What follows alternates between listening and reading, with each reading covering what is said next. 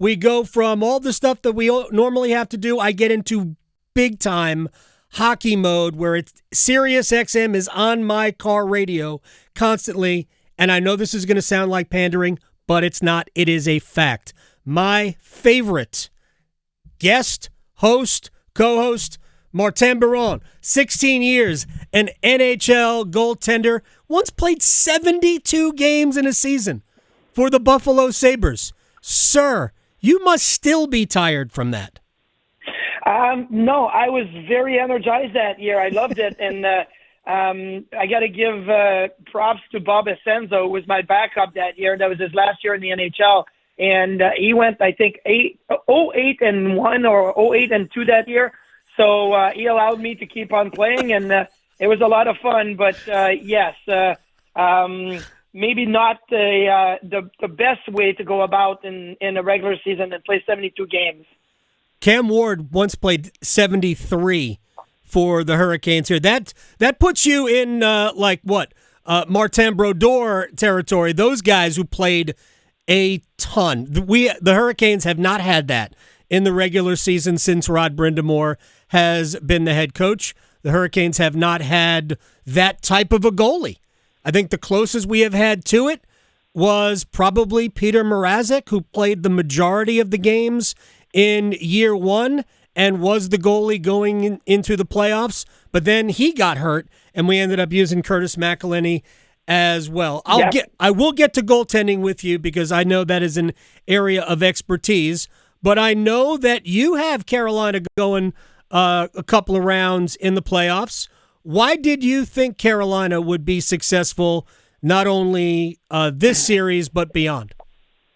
I have Carolina going to the conference finals, actually, because I think this is a very good route for them to get there. Look, New Jersey has been banged up all season, and you look at the way game one went. I mean, Carolina in the playoffs, usually you say, okay, we have to be really good defensively. We have to, not turn pucks over, don't take any chances. Almost feel like that approach is not the right approach for Carolina against New Jersey. It's about go and attack. Like the New Jersey Devils are banged up, and you look in game one, all the scoring chances and the shot attempts right around the front of the net of New Jersey. Carolina was great in that department, and they attacked. And they did not give New Jersey anything, which is the way they need to go. And then I feel like they would probably face the Washington Capitals in the second round. And you take that same approach against Washington as you attack. Their goaltending with Logan Thompson is a little bit suspect because Thompson was hurt, was not good at the end of the season, then missed sometime at the end of the year. And then you see what happened last night. Like Montreal was able to come back, and Thompson was sliding a little bit all over the place. So I think it's a great route for them to get to the third round, get to the conference finals. And now, unfortunately, you probably hit Toronto or Tampa or Florida, and it's going to be a different type of game. But I think this sets up well for the Hurricanes to go not just through New Jersey, to go through New Jersey and Washington and get to the conference finals. Martin Biron is joining us here on the Adam Gold Show. And this was supposed to be a transition year. There were people who did not think Carolina would make the playoffs going into the season, and I always thought they would be a playoff team. And I do recognize that there are still some things that they're missing. It's the reason why they went and traded for Mikko Rantanen. That did not work out. But this team is very good. Let me get to goaltending. For about 3 weeks, I really thought Pyotr Kochetkov had taken over in the race for the crease when we got to the playoffs. And then he kind of went the other way. Frederik Andersen, while he wasn't great down the stretch, has been the steadier of the two. Plus, he's got good playoff pedigree. When you look at Carolina's goaltending, how would you assess it? Well, I kind of assess this the same way you did. For a while, I felt like Carolina was trying to give Pyotr Kochetkov the reins and say, go with it. And obviously, Freddie missed some time. But from the time Freddie Andersen came back, and I watched him, and I said, that's the steadiest of the two. Like, Kochetkov is fun to watch. Kochetkov will give you the two-pad stack and go out and poke check somebody at the tops of the circles and has a little bit more of that, I don't know if he's super reliable, but if you want him to be, stealing you a game, he can do it. Freddie Andersen is the other way. He's extremely reliable when healthy. He's not going to go out and steal you a game, but he'll play the consistent and long game. And I think that's what you need right now if you're Carolina. So I'm a big Freddie Andersen fan.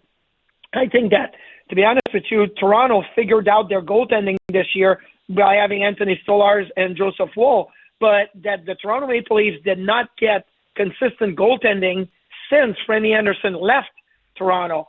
And, but they were, they couldn't trust that he was going to stay healthy. Right. So that's still a big question mark. But when healthy, Freddie Andersen is your most consistent, best bet to be able to play a 7-game series and then another 7-game series and give your team a chance to win every night.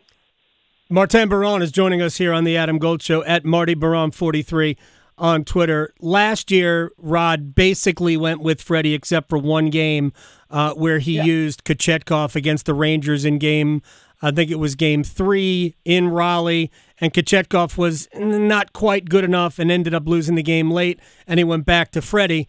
So it was all but the one game Andersen played. I think that Rod knows this because we've discussed it. He knows he can't rely on Freddie to do that again because it just wore him down. So which game, if Carolina were to win tonight and it looks similar to what it looked like on Sunday, which game would be better for Kochetkov to play? Game 3 with a 2 days rest in between, or game 4 with just a day and a half in between? For me, it's game 4. And look, if Freddie Andersen goes in and wins game 2, game 3, whatever, and you're moving forward and you're like, okay, we're up, we can make the change. But that's the conversation you have to have with your goaltender. I personally don't think that you can make that decision right now. You have game 2 tonight, and then you're coming, you're going to go to New Jersey. How does the travel happen? How does the practice time happen? Mm-hmm. You can't make that decision right now. I don't like Boston, a couple of years back and even last year. Okay, we got 2 goaltenders. We're gonna use both. Carolina last year, we can use both. I disagree with that whole philosophy. You should go in with one goaltender in mind, and that's the guy you're going to play. But when you have injury concerns or, body fatigue concerns, you may change your plan as you go. But I wouldn't go in and have Pyotr Kochetkov penciled in for game 3 or game 4 right now. I would say, don't worry about it. Win game 2, take care of business at home. Then you go into New Jersey for game 3. That should be a Freddie Andersen game. And then after that, if you want to give him a little bit of a rest, but if you win in 4 or 5, he's going to get his rest anyway, which is more important, not just for Freddie Andersen, but for everybody. And I think Carolina has the ability to go out and win this series in 4 or 5 games. The way they dominated game 1, you're going to get the rest. So that's why I don't think you gotta think of when do I put Kochetkov in. Maybe with some success, you're going to get that rest built in anyway. Martin Biron is joining us here on the Adam Gold Show. I feel like I'm listening to Sirius XM Channel 92 right now. I was serious about that. I absolutely love listening to you. Let me ask you about Jacob Markstrom, Devils goalie, who had one of those moments, and he owned up to it yesterday. He said, heat of the moment, hate that it happened. He almost injured his own player. It looks like Cody Glass is going to play tonight, and that's a vicious swing of the stick that he wore. I don't know. Maybe he thought he could save Andrei Svechnikov. Have you ever done something like that? And what do you make of a goaltender who I don't even know that it was instigated by Andre? I didn't see anything. I'm not saying it wasn't, but I didn't see anything that Andre did to Markstrom that would have made him want to do that. What do you make of what we saw? Jacob Markstrom is a little bit of a hothead, and that's the thing, right? You can get to him, and he can get out of his comfort zone. And what we saw is that Carolina was able to get to Markstrom in game 1, so much so that he tried to slash Svechnikov, hit his own guy. I've never done anything like this. The most notorious friendly fire to ever happen is like going back 16 years ago when Keith Ballard of the Florida Panthers tried to slash his own stick on the goalpost after an overtime loss in the regular season, and he hit Thomas Vokoun in the head, his goalie, and Vokoun missed some time and was, bleeding from his left ear or whatever. Google it. It's kind of funny, but not funny at the same time. That's right. The big thing. Now, I look at Markstrom, and I think New Jersey needed to make a change in goal. Their goaltending was not good enough the last couple of years. They went and acquired Jacob Markstrom. He did well this year. Jake Allen did well, but he's still not the answer in my opinion. He's big. He covers the net, but he's very erratic. And the more shots you put on him, the more you make him scramble, the more opportunities you're going to get, and that's what Carolina did. And they got to him mentally as well. So I always tell all my goalies, do not show them that they've gone to you. And Markstrom displayed for everybody to see that Carolina got to him in Game 1. Yeah, they did. And actually, New Jersey came off their discipline, to use that phrase, a couple of times. Timo Meier did it early in the game. I was surprised. Daniel Sprong late. I thought it was going to be hard to make Eric Haula public enemy number 2, but I'm not sure Timo Meier didn't make him public enemy number 2. Yeah, you're right when they showed their lack of discipline. And then I go back. I love Sheldon Keefe as a head coach. I thought he did some really good job in Toronto for years, and I thought he did a great job in New Jersey this year with the injuries, especially to Jack Hughes and Dougie Hamilton and Jacob Markstrom. But there has been a stigma that has been attached to Sheldon Keefe that his team does not perform well in the playoffs. They had one playoff series win in Toronto with all that talent that they had for many years. And now Game 1 did not reflect good on Sheldon Keefe either. So that's another storyline. If I'm a Caniac fans right now and I'm sitting behind the New Jersey bench in Game 2, I got signs saying, Keefe, you're playoff bust and you can't get your team to win a series and whatnot. I'm going after him because I'm sure he's feeling it right now.